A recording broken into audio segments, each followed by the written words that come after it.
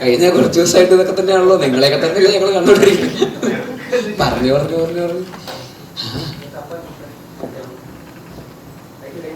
ആ മൈക്ക് കൈമാറുന്ന കാര്യമില്ല. എല്ലാവരും ഞാൻ കൈമാറാനാണോ?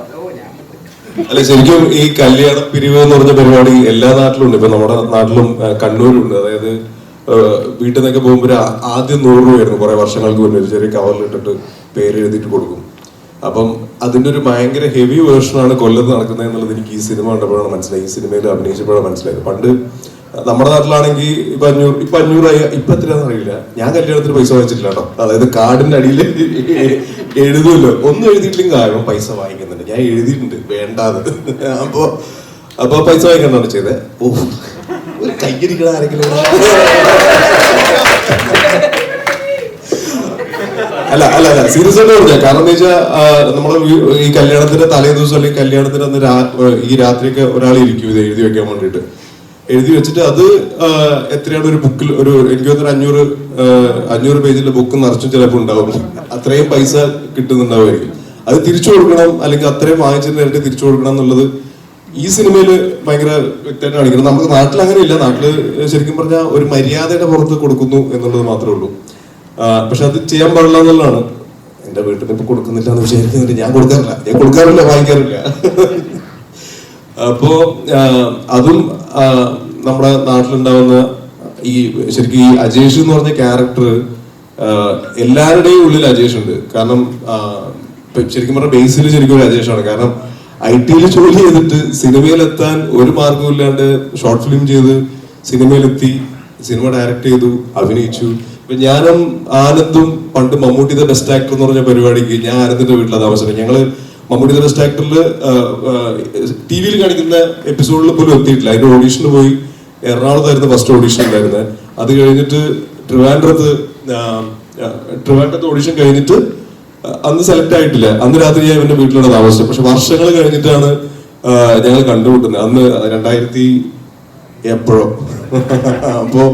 അപ്പൊ അതിന്നൊക്കെ സ്ട്രഗിൾ ചെയ്തിട്ട് സിനിമയിലെത്തി. ഇപ്പൊ നമ്മൾ കണ്ടുമുട്ടി. ഇപ്പൊ ഞാനാണെങ്കിലും ഞാൻ കണ്ണൂരിന്ന് വന്ന് സിനിമയിൽ എത്താൻ പറ്റി. കുറച്ചുപേരെങ്കിലും തിരിച്ചറിയുന്നു, നല്ല ക്യാരക്ടേഴ്സ് കിട്ടുന്നു എന്ന് പറയുന്നത് നമ്മുടെ ഒക്കെ ഉള്ളിലുള്ള അജേഷാണ്. അപ്പൊ ഈ സിനിമയിൽ അത് വ്യക്തമായിട്ട് അജേഷ് എങ്ങനെയാണെന്നുള്ളത് മനസ്സിലാവും. അജേഷ് എന്ന് പറഞ്ഞു ദീപക് എന്ന് പറയാനുള്ള എല്ലാവരുടെ ഉള്ളിലുണ്ട് അജേഷ്.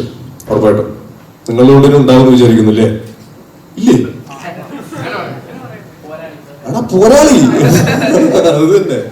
ഇത് നേരത്തെ അലക്സാണ്ടർ എന്ന് പറഞ്ഞില്ലേ, അത് തന്നെ പോരാളി. ഫസ്റ്റ് ഓഫ് ഓൾ ഈ ഒരു തുടക്കക്കാരൻ എന്നുള്ള നിലയിൽ ഈ ഒരു ക്യാരക്ടർ കിട്ടിയത് ഭയങ്കര സന്തോഷമുള്ള കാര്യമാണ്. ഈ സിനിമയെ പറ്റി സംസാരിക്കുകയാണെങ്കിൽ ഈ സിനിമയിൽ എല്ലാവർക്കും ഒരു ബ്ലാക്കും അല്ല വൈറ്റും അല്ലാത്തൊരു ഷെയ്ഡ്സ് ആണുള്ളത്. എക്സെപ്റ്റ് ഈ മാർക്കണ്ഡേയ ശർമ്മ ഭയങ്കര നല്ല മനുഷ്യനായിട്ടാണ് എനിക്ക് ഈ കഥ വായിച്ചപ്പോഴും സിനിമ കണ്ടപ്പോഴും തോന്നിയിട്ടുള്ളത്. അത് ജീവിതത്തിൽ ശർമ്മ മാത്രമാണ് തന്നെ ബാധിക്കാത്ത പ്രശ്നത്തിൽ സഹായിക്കാൻ വേണ്ടി തുനിഞ്ഞിറങ്ങുന്നത്. അതിൽ പെട്ടുപോകുന്ന ഒരാളായിട്ടാണ് ശർമ്മയെ കാണിക്കുന്നത്. അപ്പം ആ ക്യാരക്ടർ വെച്ച് കഴിഞ്ഞാൽ ബാക്കി എല്ലാ ക്യാരക്ടേഴ്സിനും ഒരു ഷെയ്ഡുള്ള ക്യാരക്ടേഴ്സാണ്. എല്ലാ ക്യാരക്ടേഴ്സും തുടങ്ങിയെടുത്തല്ല നിൽക്കുന്നത്.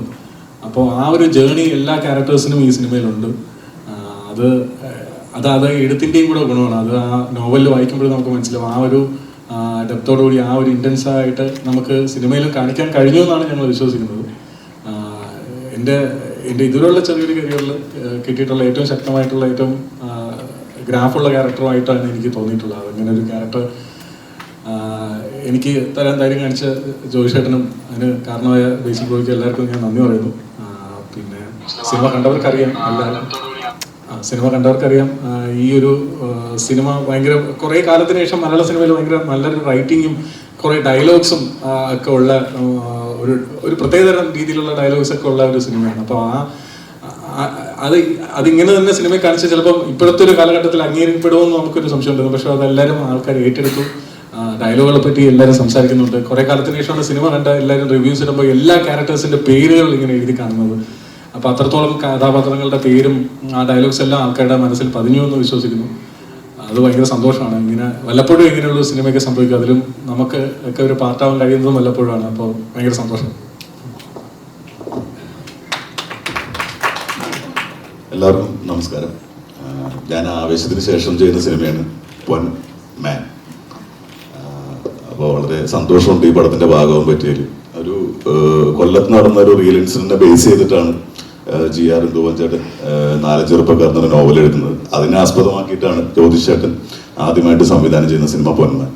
അപ്പോൾ അത് ഒരു നോവല് സിനിമയാക്കുന്നത് ചിലപ്പോൾ എപ്പോഴും സംഭവിക്കുന്ന ഒരു കാര്യമല്ല. അപ്പോൾ അതിൻ്റെ ഒരു ഭാഗമാകാൻ പറ്റി നല്ല രീതിയിൽ അഭിപ്രായം കേൾക്കുന്നു. അതിലൊക്കെ വളരെ സന്തോഷമുണ്ട്. അതുപോലെ തന്നെ ഈ പടത്തിൽ എല്ലാവർക്കും നല്ല രീതിയിൽ അഭിപ്രായങ്ങൾ കേൾക്കുന്നുണ്ട്. എല്ലാവരും കണക്ട് ആവും. ഈ പറഞ്ഞ അമ്മമാർക്കും പെങ്ങന്മാർക്കും സ്ത്രീകൾക്കൊക്കെ ഭയങ്കര രീതിയിൽ കണക്ട് ആവുന്നു. ഫാമിലി ഓഡിയൻസിന് എല്ലാ രീതിയിലും ഇമോഷണലായിട്ടും കണക്ട് ആവുന്ന ഒരു സിനിമയാണ്. അപ്പോൾ നല്ല രീതിയിൽ പോയിക്കൊണ്ടിരിക്കുന്നു. എല്ലാവരും കാണണം.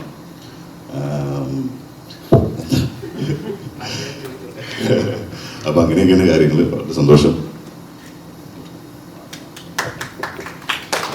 എല്ലാവർക്കും നമസ്കാരം. ഞാൻ ഈ പൊന്മാൻ്റെ കഥ കേൾക്കുമ്പോഴോ അല്ലെങ്കിൽ 4 ചെറുപ്പക്കാർ എന്ന് പറഞ്ഞ നോവൽ അതിനുശേഷം വായിക്കുമ്പോഴോ ഉണ്ടായിരുന്ന അതേ എക്സൈറ്റ്മെൻറ്റോട് കൂടി തന്നെയാണ് ഇപ്പോൾ സിനിമ റിലീസായിട്ടും ഇവിടെ പ്രസ് മീറ്റിന് നിങ്ങളുടെ മുമ്പിൽ ഇരിക്കുമ്പോഴും എനിക്കതേ എക്സൈറ്റ്മെൻറ്റ് തന്നെയാണ്. സിനിമ അത്രയും നന്നായിട്ട് വന്നിട്ടുണ്ട്. നമ്മൾ പ്രിവ്യൂ കണ്ടപ്പോൾ തന്നെ നമുക്കൊരു കോൺഫിഡൻസ് ഉണ്ടായിരുന്നു. നിങ്ങളോട് എല്ലാവരോടും അത് തന്നെയാണ് പറയാനുള്ളത്. സിനിമ വളരെ നന്നായിട്ട് വന്നിട്ടുണ്ട്. എല്ലാവർക്കും കണക്ട് ചെയ്യുന്ന ഒരു സിനിമയായിരിക്കും. വളരെ കുറേ കാലത്തിന് ശേഷം നല്ല ലൈഫുള്ളൊരു സിനിമയായിട്ടാണ് എനിക്ക് പൊന്മാൻ തോന്നിയിട്ടുള്ളത്. ഇപ്പോൾ ഇവരെല്ലാവരും സംസാരിച്ച പോലെ ഇത് സ്ത്രീകൾക്കായാലും പുരുഷന്മാർക്കായാലും എല്ലാവർക്കും പല രീതിയിൽ കണക്ട് ചെയ്യാൻ പറ്റുന്ന സിനിമയാണ്. സ്ത്രീകൾക്ക് പ്രത്യേകിച്ച് ഇത് പൊന്ന് എന്നുള്ള വിഷയത്തെക്കുറിച്ചാണ് നമ്മൾ സംസാരിക്കുന്നത്, അല്ലെങ്കിൽ ഫാമിലീസിനും. അപ്പോൾ അവർക്കെല്ലാവർക്കും തീർച്ചയായിട്ടും ഇത് മനസ്സിലാക്കാൻ പറ്റും, ചിന്തിക്കാൻ പറ്റും ഇതിൽ നമ്മൾ പറഞ്ഞിരിക്കുന്ന കാര്യത്തെപ്പറ്റി. ഈ സിനിമ കണ്ടിറങ്ങുമ്പോൾ തീർച്ചയായിട്ടും എല്ലാ ഫാമിലീസിലും ഇതിനെപ്പറ്റി ഒരു ചർച്ച ഉണ്ടാവും, അല്ലെങ്കിൽ ചെറിയ രീതിയിലെങ്കിലും ഒരു ഡിസ്കഷൻ ഉണ്ടാവും എന്നുള്ളൊരു കോൺഫിഡൻസ് ഉണ്ട്. അത് തന്നെയാണ് ഈ ഒരു സിനിമയുടെ വിജയം എന്ന് ഞങ്ങൾ പ്രതീക്ഷിക്കുന്നു. അപ്പോൾ എല്ലാവരും സിനിമ തിയേറ്ററിൽ തന്നെ പോയി കാണുക, ഞങ്ങളെ സപ്പോർട്ട് ചെയ്യുക. Thank you. പിന്നൊരു കാര്യം എന്ന് വെച്ചാൽ ഈ സിനിമ കണ്ടതിന് ശേഷം ഈ 4 ചെറുപ്പക്കാർ എന്ന് പറഞ്ഞ നോവല് പിന്നെ വായിക്കുമ്പോൾ നമ്മുടെയൊക്കെ ഫേസ് ആയിരിക്കും അവർക്ക് കിട്ടുന്നതെന്ന് വിചാരിക്കുന്നു. അതും ഭയങ്കര ഭാഗ്യമായിട്ട് തോന്നുന്നു. ശരിയല്ലേ? പുതിയ പതിപ്പിന്റെ കവറിൽ ബേസിൽ ബ്രോയുടെ ഫോട്ടോ ആണുള്ളത്. സൈഡിൽ ഞങ്ങളുടെ ഇവിടെ വെക്കായിരുന്നു.